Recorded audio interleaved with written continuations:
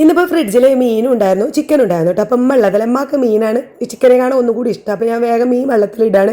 നല്ല കട്ടയായിട്ട് ഉറച്ച് നിൽക്കുന്നുണ്ട്.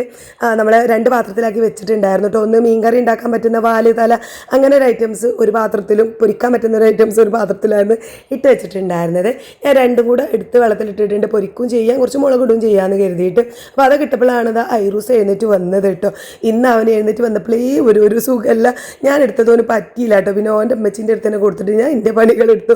ചില ദിവസങ്ങളിൽ അവനൊരു മൂഡ് ഓഫ് ആണ്, അല്ലെങ്കിൽ വേഗം എൻ്റെ അടുത്തേക്ക് ഇമ്മഞ്ഞേന്നും പറഞ്ഞിട്ട് ഓടി വരലാണ്. ഇന്നിപ്പോൾ എന്താ പറ്റി അറിയില്ല. ഏതായാലും ഞാൻ വേഗം മുട്ടയൊക്കെ കൊണ്ടുവന്ന് കുറച്ച് സാധനങ്ങളൊക്കെ പീടിയിൽ നിന്ന് കൊണ്ടുവന്നിട്ടുണ്ടായിരുന്നു എൻ്റെ ഹസ്ബൻഡ്. അതൊക്കെ എടുത്ത് വെച്ചു. വേഗം ചായ ഉണ്ടാക്കുകയാണ് കേട്ടോ. ഞങ്ങൾ ചായ കുടിക്കാൻ വേണ്ടിയിട്ട് മോളൂനെ വെയിറ്റ് ചെയ്ത് ഇങ്ങനെ നിൽക്കുന്നു ഞാനും ഉമ്മയൊക്കെ. അപ്പോൾ പിന്നെ വേഗം ചായ ഉണ്ടാക്കി 3 ഗ്ലാസ്സിലാക്കി. 3 ആൾക്കും 3 മധുരമാണ് വേണ്ടത്. ഉമ്മക്ക് തീരെ മധുരം വേണ്ട, മോളൂന് നല്ല മധുരം വേണം. എനിക്ക് പിന്നെ ചെറിയൊരു മീഡിയം ലെവലിൽ മധുരം മതി. അങ്ങനെ 3 ആൾക്കും ക്ലാസ്സിലേക്ക് പാർന്ന ശേഷമാണ് ഞാൻ മധുരം ഇട്ടുകൊടുത്തത്. ഇട്ടിട്ട് ഇതാ ഞങ്ങൾ ചായ കുടിക്കാൻ വേണ്ടി ഇരുന്നു കേട്ടോ. ഇഡ്ഡലിയും ചട്നി ആയപ്പോൾ എന്താ അറിയില്ല, എനിക്കൊരു കഴിക്കാനൊക്കെ ഒരു ആഗ്രഹം. സാധാരണ ബ്രേക്ക്ഫാസ്റ്റ് കഴിക്കാത്ത ആളാണ്. ഞാനൊരു 2 ഇഡ്ഡലിയും ചട്നിയൊക്കെ ഒഴിച്ച് കഴിച്ചു. വീഡിയോ ഇങ്ങനെ ഞാൻ എഡിറ്റ് ചെയ്തപ്പോൾ ഞങ്ങൾ വിചാരിച്ചിട്ടോ ഞങ്ങൾ 3 ജനറേഷൻ ആണല്ലോ ഇതെന്ന്. ഐറോസ് കൂടി ഉണ്ടെങ്കിൽ 4 ആയിരുന്നു എന്നൊക്കെ ഇങ്ങനെ വിചാരിച്ചേ. അപ്പോൾ ഞങ്ങൾ കഴിച്ചുകൊണ്ട് നിൽക്കുമ്പോൾ എൻ്റെ ഹസ്ബൻഡ് 2-3 ഫാനൊക്കെ ആയിട്ട് വരുന്നു.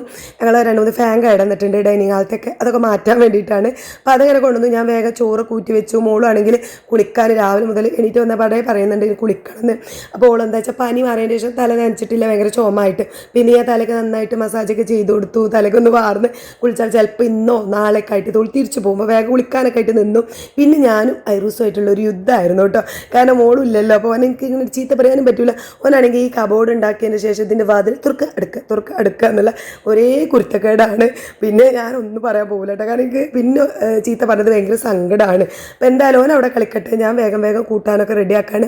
ഒരടുപ്പത്ത് ആ മീൻ കറി റെഡിയാക്കുന്നുണ്ട്. പച്ചവായ്ക്ക ഉപ്പേരി വെക്കാമെന്ന് കരുതി അതവിടെ അങ്ങനെ ചെറുതായിട്ട് അരിയുന്നുണ്ട് കേട്ടോ. അപ്പോഴാണ് മോള് കുളിച്ച് വന്നത്. അപ്പോൾ ഇതുവരെ ഐറൂസ് ഒന്നും കഴിച്ചിട്ടില്ല. എന്താ അറിയില്ല, അവന് ഇഡ്ഡലി ആയിട്ട് എല്ലാം കഴിക്കുന്നില്ല കേട്ടോ. അപ്പോൾ ഞാൻ വേഗം ആ ചോറ് കൊടുത്താളായി.